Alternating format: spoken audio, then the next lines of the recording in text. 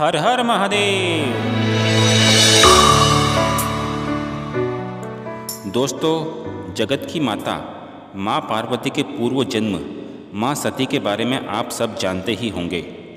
माता सती में एक ऐसी निशानी थी, ऐसा गुण था जो आज किसी भी शादीशुदा स्त्री में माता सती की वही निशानी, वही गुण देखने को मिल जाए तो 100% समझ लेना वो स्त्री कभी भी अपने पति को सपने में भी धोखा नहीं देगी, चाहे दुनिया उसके या उसके पति के खिलाफ ही क्यों न खड़ी हो।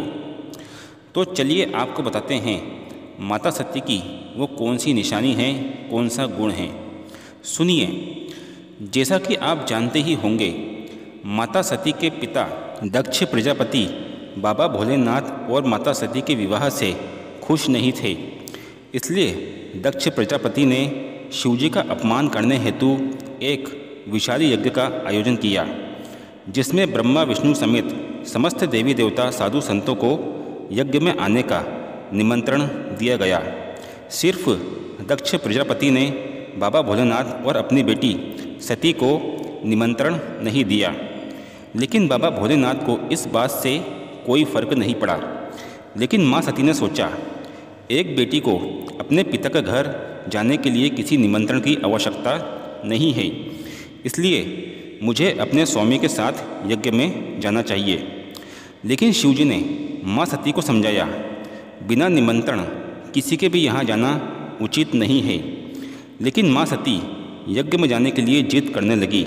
फिर शिवजी ने दोबारा माँ सती को बहुत समझाया कि पिता का घर हो या किसी और का घर हो, किसी के भी यहाँ हमें बिना निमंत्रण नहीं जाना चाहिए। लेकिन बहुत प्रयास करने के बाद भी जब माता नहीं मानी तो शिवजी ने उन्हें यज्ञ में जाने की अनुमति दे दी। फिर जब माता यज्ञ में पहुंची तो उन्होंने देखा कि उनके स्वामी महादेव का स्थान कहीं नहीं है। तो माता सती को बहुत दुख हुआ और क्रोध भी आया।